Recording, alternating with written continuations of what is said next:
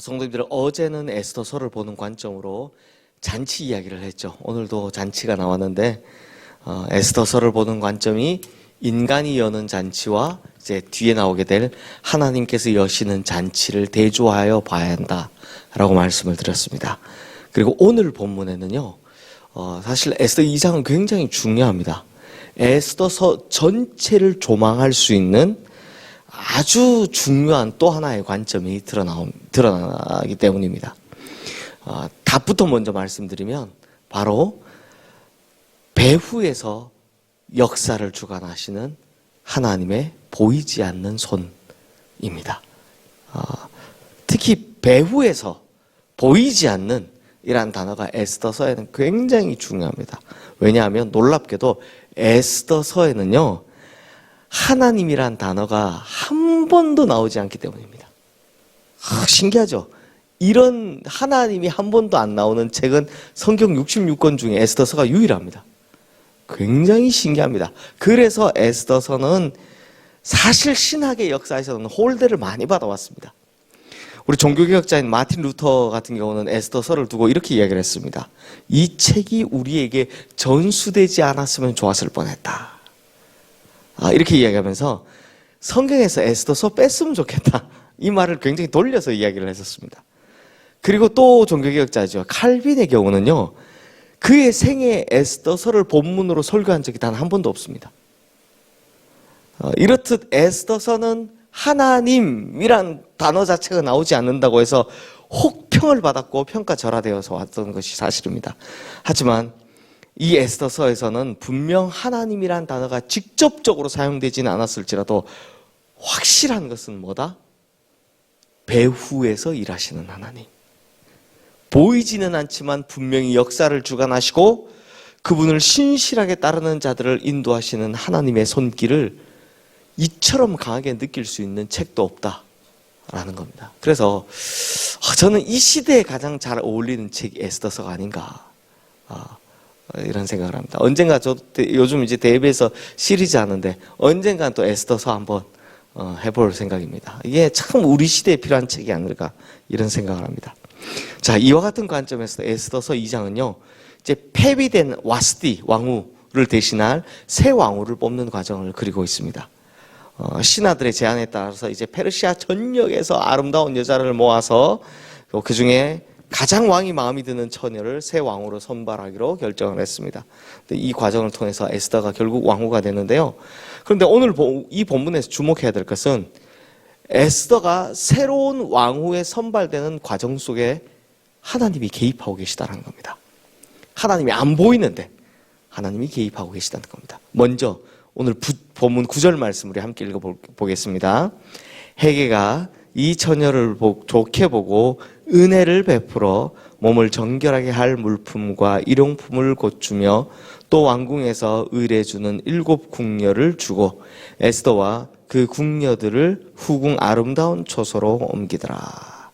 자, 왕에게 선보일 처녀 중에 한 명이었던, 사실 얼마나 많았겠습니까? 그중 한 명이었던 에스더가 궁녀를 주관하는 사람, 즉 헤게에게 특별한 관심과 사랑을 받았다는 겁니다. 그런데요, 에스더가 받았던 그 특별한 관심과 사랑을 표현하는 단어가 뭐다? 은혜를 베풀어. 은혜라는 단어입니다. 은혜라는 단어가 사용되고 있음을 볼 수 있습니다. 그리고 15절 말씀 마지막에도 보면요, 모든 보는 자에게 사랑을 받더라 라고 사랑받았다라는 사랑이라는 단어가 나오는데, 이것도 원어 히브리어 성경으로 보면 앞서 본 9절에 나오는 은혜와 똑같은 단어가 나옵니다. 그러니까 우리 번역만 은혜, 사랑 이렇게 구분해놨지 똑같은 단어로 쓰여지고 있다는 겁니다. 그리고 17절 말씀 중간에도 보면 그가 모든 처녀보다 왕 앞에 더 은총을 얻은지라 라고 하고 있죠. 은총이라는 단어가 나오는데 이 단어도 역시 히브리 원전으로 보면 은혜, 사랑에 썼던 단어와 똑같은 단어가 쓰여지고 있습니다. 즉 은혜, 사랑, 은총 모두가 다 우리말 번역만 달랐지 실상은 다 같은 단어를 쓰고 있다는 겁니다. 이 단어가 뭐냐? 바로 헤세드라는 단어입니다. 헤세드 하면 우리 성도님들은 잘 안 다가오시겠지만 아마 원어를 좀 공부하신 분들은 라고 하실 겁니다. 왜냐하면 이 단어는 하나님의 성품을 드러내는 단어이기 때문입니다. 헤세드는요, 우리를 긍휼히 여기시는 하나님의 성품을 드러낼 때 주로 사용되는 단어입니다. 주로 우리가 은혜라고 번역을 많이 합니다. 헤세드. 하나님의 성품을 나타내는 단어죠. 그러니 성도님들, 에스더 2장에서는 하나님이란 단어는 보이지 않지만 에스더가 모든 이들의 눈에 은혜를 입고 사랑을 받고 은총을 얻었다라는 걸 반복해서 기록하고 있죠. 이게 무언가를 굉장히 강조한다는 뜻입니다. 뭘 강조하고 있단 말입니까?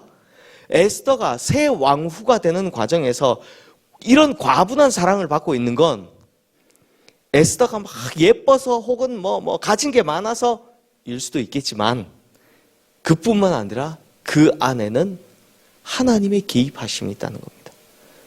하나님의 일하심이 담겨져 있다는 겁니다. 그러므로 지금 에스더가 기대 넘치는 사랑을 받고 있는 이유, 결국 왕후가 뽑히게 된 이유, 그 안에는 보이지 않지만 하나님의 은혜가, 하나님의 사랑이, 하나님의 은총이 개입되어 있다는 겁니다. 그렇다면 성도님들, 우리가 이걸 보면서 뭘 확신해야 합니까? 직접적으로 하나님을 언급하진 않아도 역사의 배후에서 일하시는 하나님의 손이 이토록 살아있는 에스더서를 보면서 보이지는 않지만 지금도 여전히 하나님은 일하고 계시구나 하는 걸 아셔야 하는 겁니다. 이걸 믿어야 하는 겁니다. 에스더 때 있었던 하나님은 지금에도 똑같은 하나님이다. 그래서 히브리서 13장 8절 말씀은 이렇게 이야기하죠. 예수 그리스도는 어제나 오늘이나 영원토록 동일하시니라. 자, 그렇다면 이 말씀을 통해 이제 우리가 배워야 할 점은 뭐겠습니까? 우리의 환경이나 상황이 어떠할지라도 그 환경이나 상황에 대처하는 건 적극적이어야 한다는 겁니다. 아수에로 왕이 지금 잘못된 처신을 했고 또 잘못된 행동으로 어긋난 길을 걷고 있음에도 불구하고 에스더는요, 어떻게 합니까? 장차 이스라엘 민족에 일어날 위기에 대처하는 이 대반전의 길로 인도하고 계신 하나님의 인도를 따라 정확하게 걸어가고 있다는 겁니다.